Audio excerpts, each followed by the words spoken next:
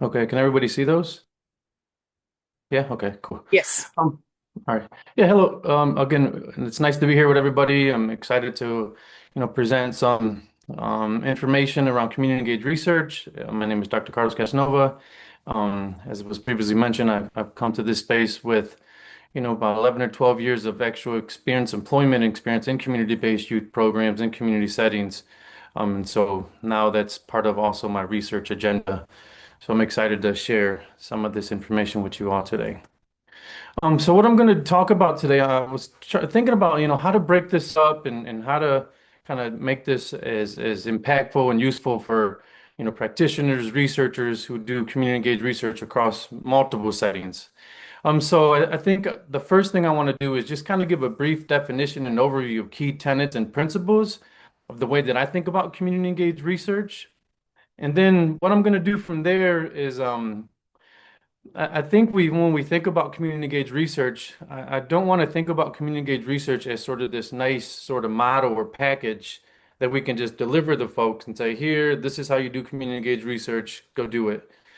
But also, I think there's sort of theoretical, methodological, and methods that can guide the way that we do community engaged research, and that also guides the way that I do community engaged research. So, in the second half of the presentation, I'm going to sort of walk us through or guide us through frameworks, methodologies, methods around doing community engaged research.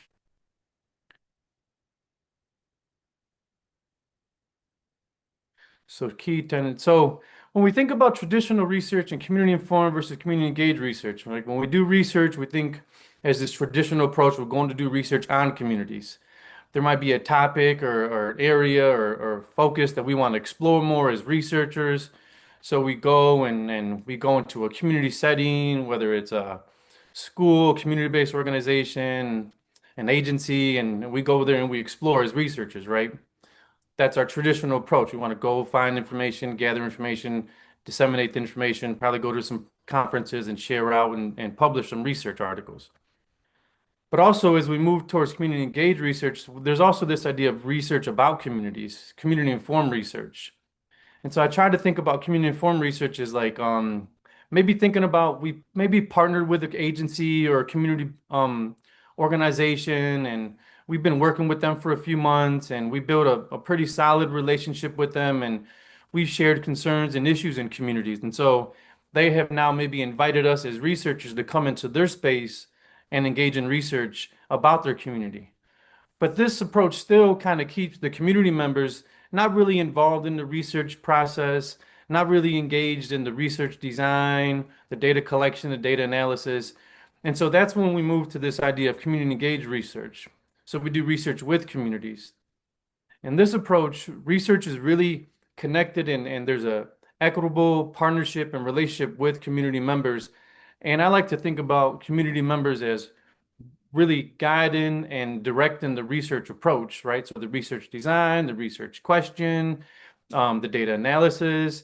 And so that's where I want us to think about community engaged research is with participants. And also we can think about training participants, community members, to actually conduct and do the research. So we can be there to facilitate and support, but we're not sort of the lone expert now at this point. We're in partnership with communities, and there's ethical responsibilities once we become involved in community engaged research. And I'll talk a little bit more about that next.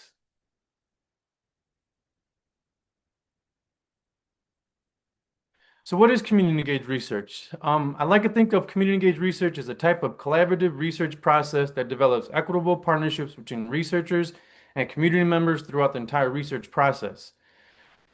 And I think the really important part of this is there needs to be some sort of like action or something moving the community or addressing the problem and the issue, right? I think when we engage in community engaged research, it's not just for the sake of developing knowledge and building knowledge. That can be helpful. That can be super helpful and help us guide policies and suggestions. But when we engage in community engaged research, we want to address a problem. We want to move towards a solution that's guided and directed from the community participants. And also, when we think about this sort of like community engaged research and addressing a problem, solving an issue, I think it's really important for us to think about really the nuances and the complexities of when we think about social change or social transformation or impact. I think many of us in the work that we do and community partners, we really want to see transformational impact, right? Social change, institutional change, policy change, which is practices that are changing, which is, I'm all about that. And I think that's really important. And also when we engage in this type of research, there's also this social transformation that evolves and goes on within the participants, right? And also the researcher. So I think that's important for us to think about change and transformation at both sort of the micro level and the macro and the micro level of the work that we do. So key tenets and principles of community engaged research.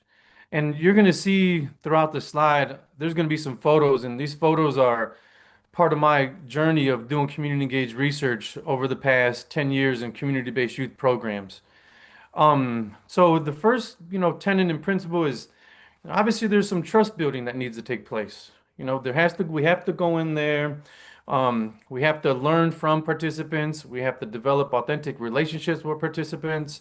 And there's many, many different ways to do that. And I'm sure many of us on here in this call have strategies or approaches that we use when we engage in this type of work. But I think that's the key. That's the really important part of doing this work. And also, when we think about doing community engaged research, I think we have been trained as researchers to think about, we have to go in and develop relationships, which is key and important. But at the same time, what I found through my own research is that when we as researchers are engaging in relationship building, participants and the community members are doing the exact same, right? They're using strategies, techniques, and approaches to learn how can I develop a trusting relationship with this person? How can I what is going on that allows me to trust this individual? So it's happening like simultaneously. And I don't think we really think about the participants and the community members as engaging in trust building relationships as well. So I think that's something that we really need to focus on when we do this type of work. And also there's a long-term engagement rather than extractive research. So we are committed, hopefully for the extended amount of time. And I always get the question, well, how long is a long time and how long is enough time? That's a question that I don't think there's not a time stamp or something you put on that. I did work with young people in 2015 until this day. I still in contact with them. I write recommendation letters for them. I go back to the agency and do presentations for the organization. So it's a long-term commitment and it looks different, I think, for everybody. Right. But the main thing is we're not going in there getting data and getting information, extracting it, and then saying, okay, I'm no longer connected to this agency or this work. Um, and also it's this like ethical and social responsibility along with this social process. So as I mentioned before, there's a lot of nuances that go on in community engaged research. And I think we have to think about it as going in there is not just data collection, but being there for the participants, showing up for the participants, the community members. We had a lot of young people that I've done work with in the past. They've had, graduation parties or quinceañeras, and they invited us. And of course, I would show up to the graduation parties with their families and go to the quinceañeras. That shows that I'm not just there as a researcher, but I'm also embedded and and engaged in the community and the celebration that's going on. So those are just some key tenets, and there's many more, but these are four key tenets that I wanted to explore and really discuss related to community engaged research. And of course, there's tensions with this work that we do. And there's both institutional intentions and intentions with the community participants and the community folks that are involved. At the institutional level, obviously this work takes time. Doing community engaged research, building relationships, developing trust, being consistent. And many of us who are on the tenure track, there's this time that's ticking, right? There's this tenure and promotion window that we have to produce. We have to get funding. And then I think over the past few years, I think IRBs have been a little bit more, which is, I don't think it's a problem, have been a little bit more kind of strict or want more information about what's going on, which is super important. So I think it's also spending time with the IRB and knowing that that's going to be a back and forth process. And then, there's this idea of like authorship and credit. in academia and institution, we want to get first name on a manuscript. We want to be our first name on presentations, and we want to make sure that we get credit because, that's related to our promotion and tenure and demonstrating the impact and the work that we're doing. And at the same time, community members, there's this sort of labor inequities that go on.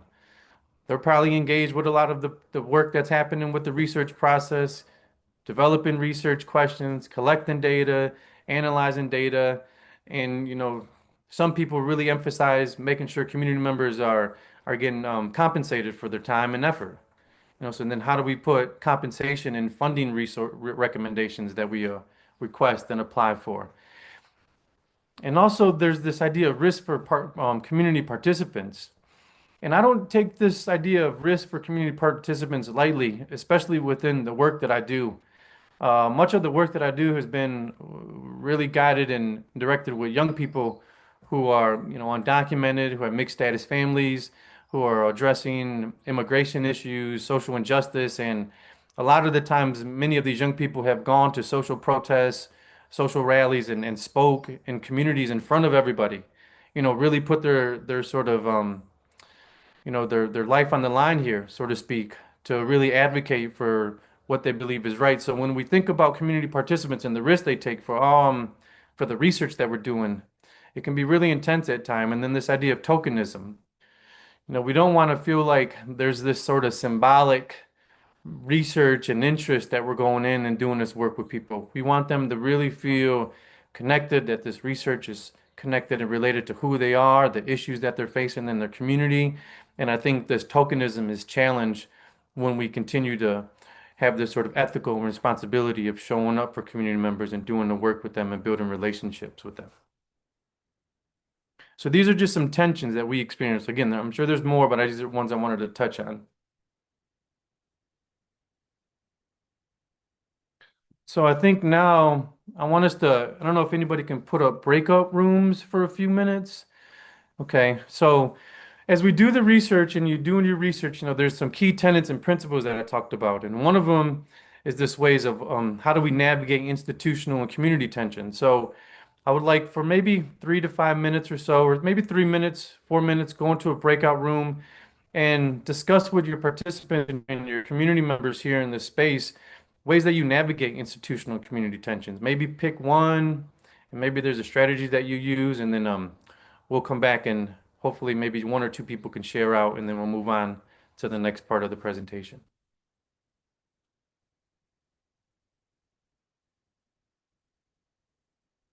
Okay, well, hopefully that was a productive breakout session, and I know in my group some folks really shared about the importance of time, and also these confidentiality when we do research with community members. So these are great points that were made. So now I want to shift towards this idea of, these sort of theoretical frameworks, methodologies, and methods that can guide the way that we do community engaged research and guides the way that I've done community engaged research and the literature and the theories and frameworks that I use in my work. So here's, as we talked about it a little bit before, is community engaged research must be contextually grounded, not exported as a model. So here are two pictures. I did some research in Iowa with young people, and then I did some research in Michigan with young people.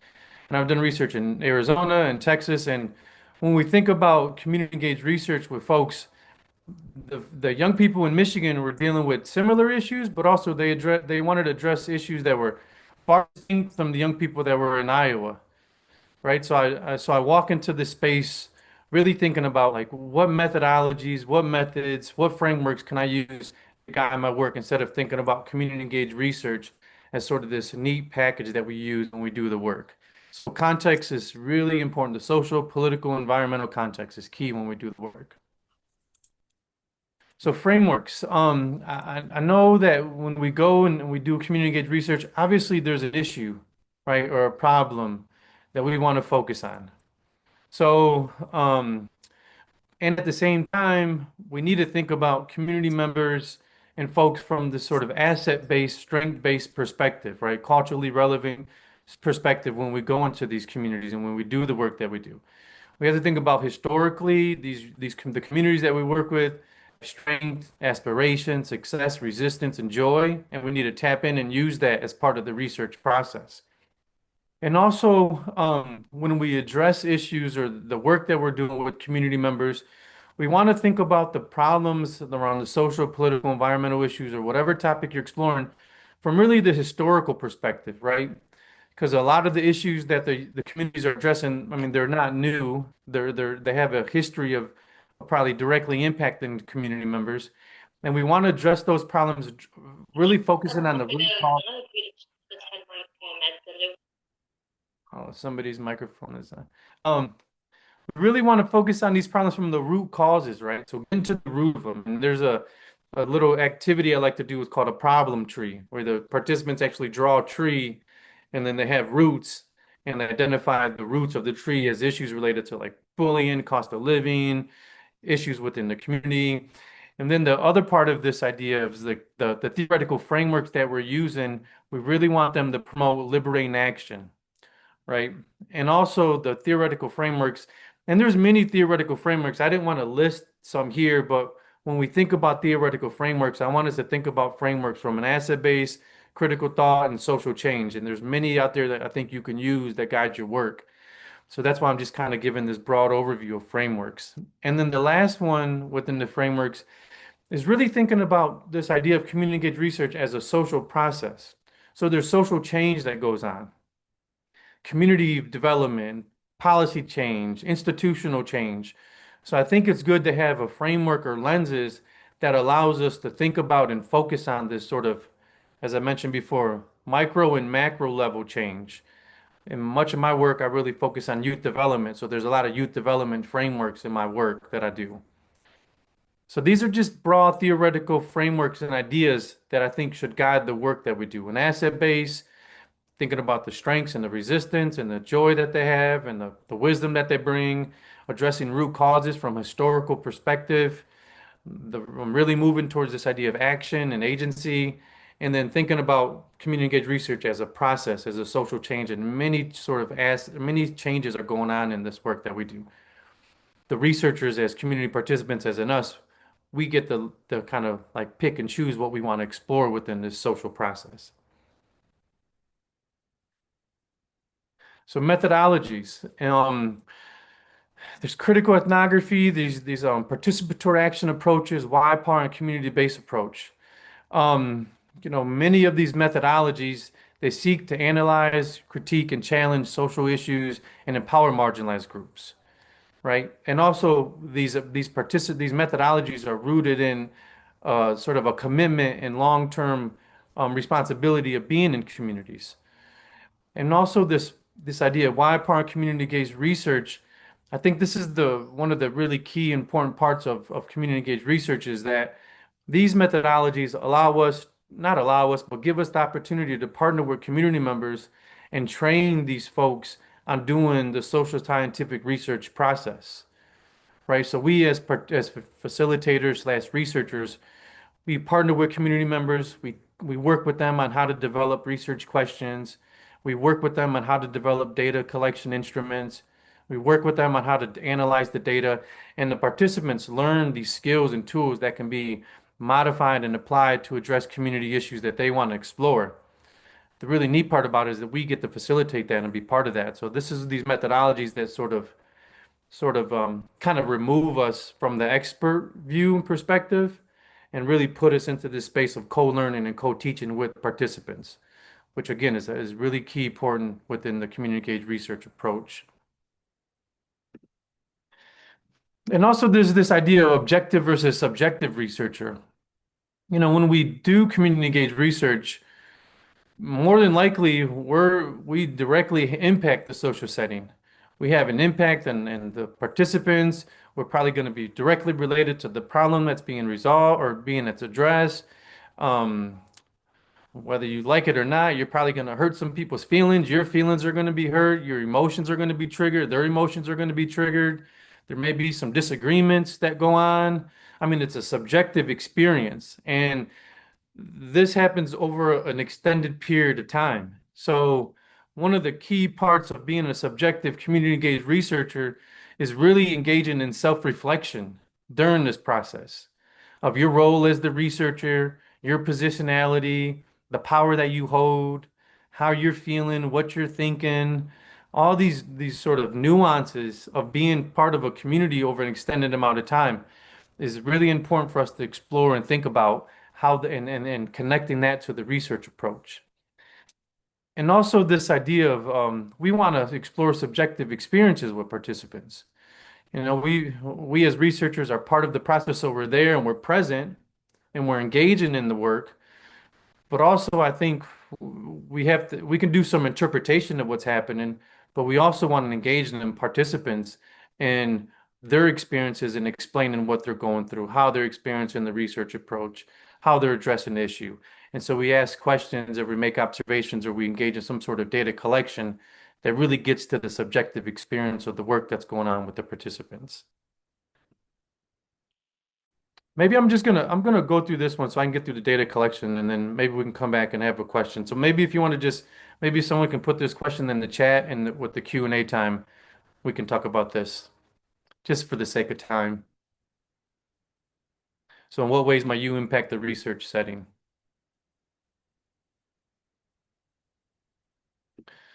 Okay, so data collection. This is just one slide, and then the next slide has many different other forms of data collection. But one of the ways that I've done data collection, and one of the ways that you can engage a community engaged research with data collection is through the arts. I've had young people do poetry, do poems, write pictures. I had groups do a skit on a stage at a conference, and we video recorded the skit and we analyzed the skit together, and we wrote a paper and we presented at conferences. So um, the arts, artifacts is a way to I like to think about artifacts and art as a way to detach yourself as the researcher, so to speak, and really allow participants their own sort of time and space to reflect and engage in what's happening. Because sometimes as researchers, when we're observing community members, when we're asking community members questions, maybe they might be a little, hesitant to answer some of these questions, or maybe when we're doing observations, they may be a little hesitant to really be their authentic self at the beginning. But I think when you give participants time to really reflect on their own, they'll share some really nuanced stuff that maybe they're just not comfortable sharing that with you as a researcher. And also, I do a lot of research with young women, right? Young women, and so I understand my role as a man and the dynamics and the power dynamics that go on amongst men and young women.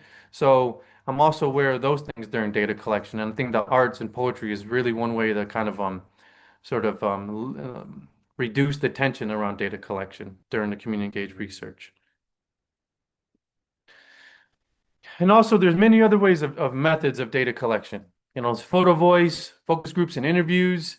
As I mentioned in the past, there's this idea of training participants to do focus groups and interviews. So a lot of the work I do with YPAR is we train, 15, 16, 17-year-olds. We work together and we work with them on creating interview guide, right? With questions, a focus group guide, and the young people then go out and do the focus groups and then go out and do the interviews with community members. So, and then they would come back and we do a data analysis collection together. So that's a really important part of it, right? They are the researchers. They're going out, they're developing the research questions. They're going out collecting the data. And then a lot of the time, the sort of data collection that emerges within the work that I do a lot of storytelling and sharing circles. So, usually at the end of I would leave the research setting, we would try to get everybody together in small groups or large circles and just share out and reflect on that day, what was going on, how we experienced the process, challenges, beautiful things that went on. And that's, again, really important and really key insight to what's happening with participants. And then the last one, participant observations. This again, we train young people and community members how to go out and be participant observers of their settings, right? So we go through activities, lessons. So then they go out. There's this I am an observer poem. They take this poem as an exercise, go explore their setting, jot down notes. But do that once or twice, and then they come back and we share out, and then they go out again to observe, the problem or the social issue that they want to address within the research setting. And then also we as researchers, I mean, we are doing observations as well. You know, a lot of the work when you're a part of community engaged research is you're there over an extended amount of time. You're really observing many things that are happening.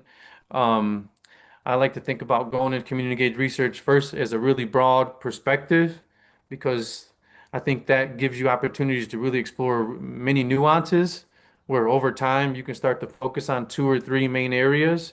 So there's a lot of observations that we can explore and focus on and observation participant observation is one of the key data collection instruments that I've used over the past. And it's really, I mean, when young people start to make observations, they it kind of opens up their eyes to their space that they just wasn't familiar with and didn't think about before they started doing the work. So data analysis, I mean, it's an iterative process, it's joint interpretation, and there's always some action component.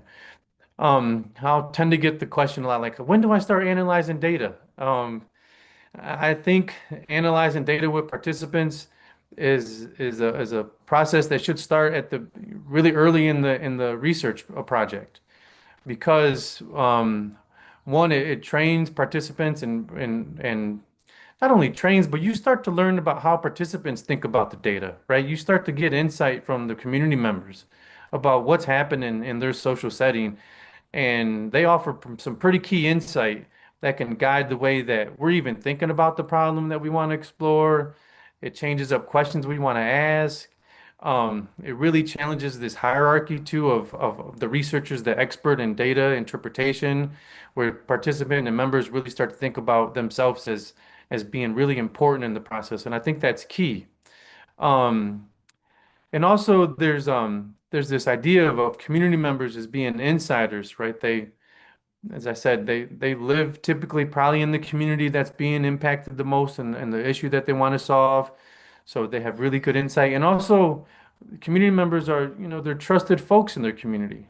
They tend to have the opportunity to go back and share results with participants, inform other participants who may not be in part of the process about what's going on. And that also, you know, increases buy-in from other community members. So the data analysis is not this sort of individual researcher process that starts after the project is done because remember, this is the institutional tensions of time, and we as researchers, you know, want to get stuff sort of produced and done, and also community members. They want information about what's happening with the problem, what's going on with the issue that we want to research and explore. And also, there's this action component of community engaged research. And there's many different forms of action. There's a framework that I've used in my work. There's this sort of personal action, group action, and then mass action for social movements, right? There's different levels and layers of movement of action. And you know, I want us to think about the sort of small actions that go on within the community setting that really promotes change amongst participants, and also this mass action for social movements that go on where participants are part of a large collective. So I think there's action that's going on in many different sort of phases of the work and levels. But then when we think about action, we want it to be transformative, right? We want it to change, address an issue. We want it to promote a social, political, environmental change and practice and consciousness. We want folks to potentially have a critical perspective of the social and political environmental issue that they're addressing so they can go out and sort of really start to challenge this sort of internal views and perspectives of the problem. Because I think really many times when you do community engaged research, you go into communities where a lot of the problems that they're dealing with, they've internalized that, you know, this is the way it is. We can't change this. Why are we doing this work? Or our community just don't care about this problem. And not all community members think about that, think like that, but some do and sort of have research, a collaborative research approach, transform that thought and that process is really important to moving young people and community members towards action to address issues. And that's something that we can explore together as community researchers, that process of social change at the individual level.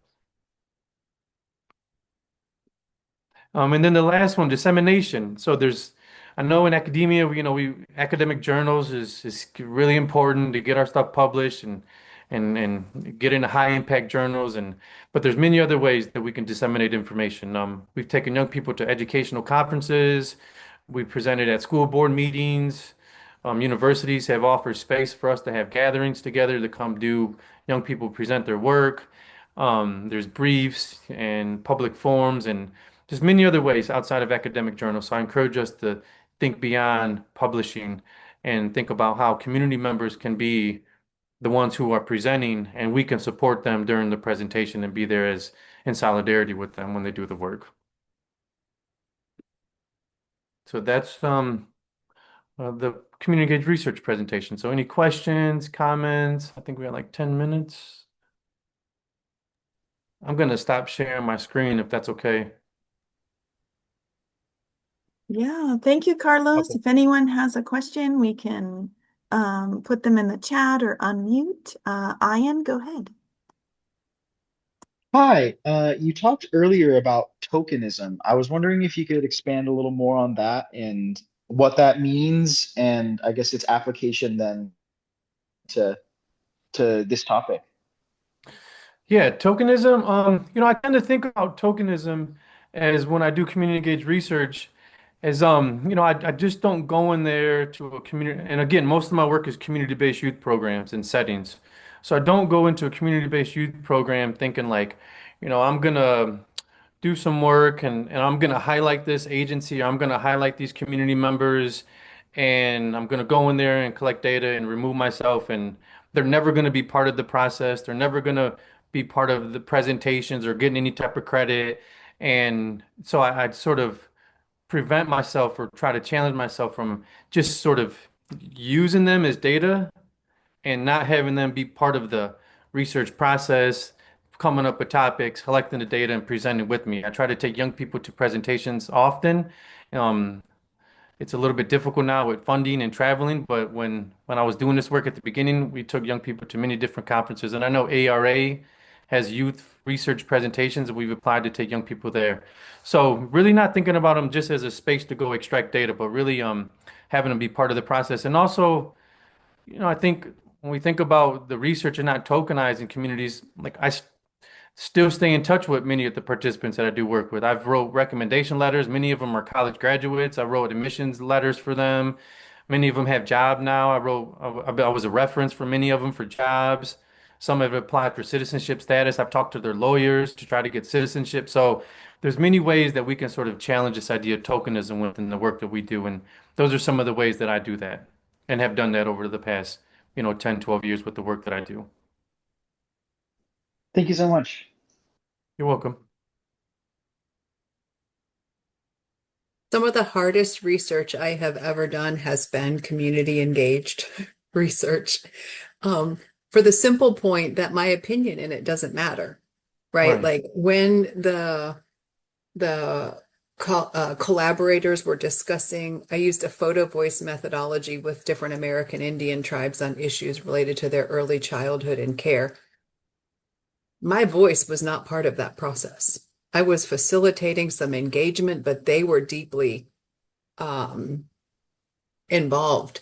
And there were literally times where they were talking where I wanted to say something so badly, and I sat with my hands over my mouth because I didn't want to leave the room and miss the conversation.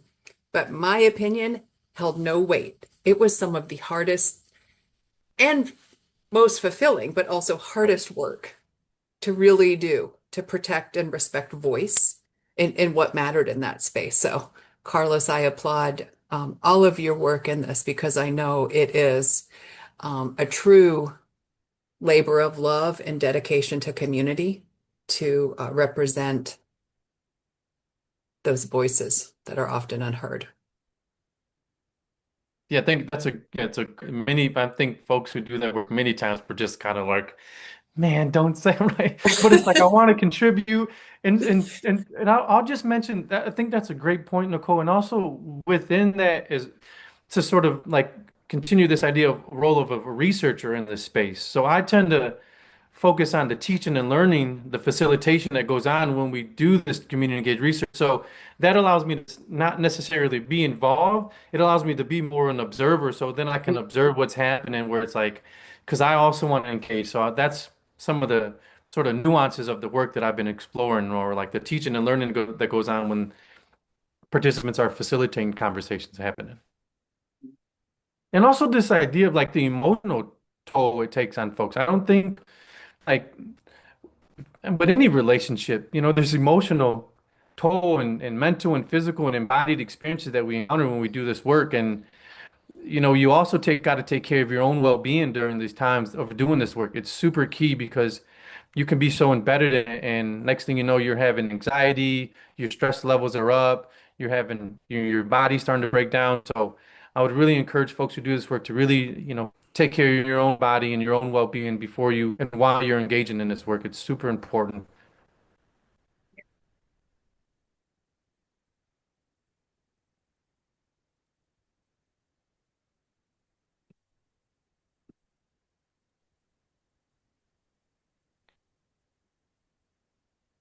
What experience or challenges, maybe not challenges, Carlos, have you had with representation of the work upon conclusion? So I'm asking, so I, as a young assistant professor, um, didn't fully negotiate um, how it was going to be shared. And I didn't really worry so much about it because I wasn't in it for the results. But as you mentioned earlier, being in the tenure line process and productivity, like some of the things you do need to count. And I went through this entire process and at the end had to go back to an internal tribal council for discussions around engagement. And I knew we were going to have this. This wasn't surprising to me at the end, but they would not let it be shared. It Right. was something that was only internal. So I spent a couple of years on a project that was super fantastic for them and very helpful for them, which was the point. But I was also hoping to publish and, present about it, and that didn't happen. How have you navigated those things? Because I did not anticipate that result in the Yeah. third time I was doing this with a different tribe versus the first two. Yeah. So this when I was doing the community engaged research in Iowa for 4 years, like this is a topic that came up that I took it really personal. I was like, I've been here for 3.5 years Mhm. doing the work every Wednesday, weekends, you know, bloodshed, sweet tears with these young people, and now you're telling me I can't. The problem. I think the main thing was that you're going to get credit for this, and the agency's not going to get recognition for this. And I was like, no, that's not where. So they wanted to put together an MOU. So we had lawyers that were involved. And I was totally hurt by this. I was like, I have a really beautiful relationship with the young people and the agency and the community. So that's how we did it at the end of the on my when I was getting ready to graduate. We had MOU, we had lawyers involved, and also we came to this agreement of anything that is published. First of all, I share it to the participants. I share a copy with them. They review it, and then I share a copy to the agency as well. I give the agency a copy, and they look at and review. And also, I've gone back and done workshops and trainings with the agency over the years around the research.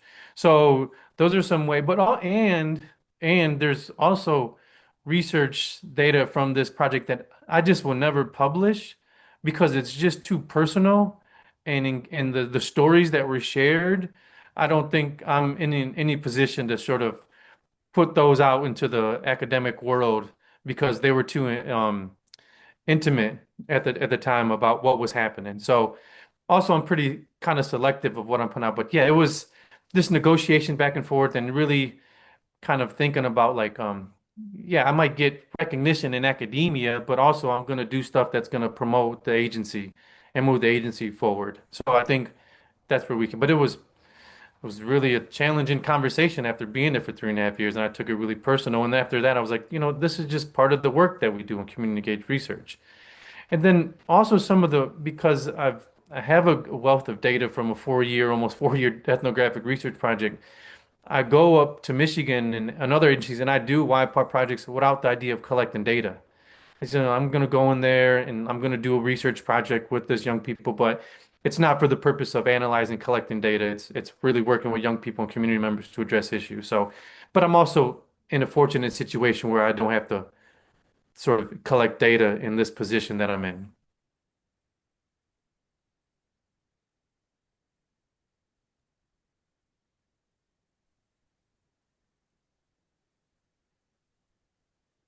Other questions or comments from anybody?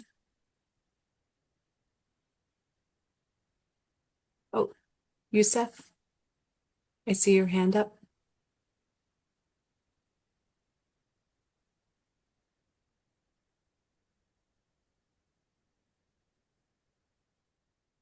You want to come off? Oh, there you go. Yes, yes, I'm audible. Yes, go Am I ahead. audible? Yeah. You are. Just I have a question about the data collection methods. When using creative data collection methods like poetry and photo voice and storytelling, you've mentioned in the presentation, where participants may express things indirectly. The question is, how do we ensure that our interpretation truly reflects their intended meaning rather than just imposing our own assumptions as researchers? And thank you. Yeah, that's a good question. And what I've done typically during times where young people have done poetry, done art, is after the activity, we would then share out loud to each other in small groups or large groups and share that my poster or my image means this is the interpretation. So the young people are then telling us what this image represents, what it means, and also in their poems, they start to interpret with us while we're there present. And a lot of those times, I ask, can we audio record these conversations? So then I can take those interpretations of the young, and then the young people start. That's the interesting part. Young people in the when the work that I do is community members, the young people, they start to analyze there's images together and poetries together, right? Because there's similarities they may have. So that's something I've done. We call it like a reflection exercise, right? After this activity is done, we're going to engage in small or large group reflection on the poem or the art that you all created. And then also, like as a subjective researcher, like there is some level of interpretation that we do as researchers. I think that's part of the qualitative approach. But when you have participants interpreting their images in poetry, that's super helpful for us to guide our interpretation of it. So I would encourage those reflection activities after any sort of data collection and artifact that you are going to use or take from participants or have from participants. Okay, thank you. It sounds like including those activities might help decreasing being biased. So thank you for your answer. Thanks. Yeah, you're welcome.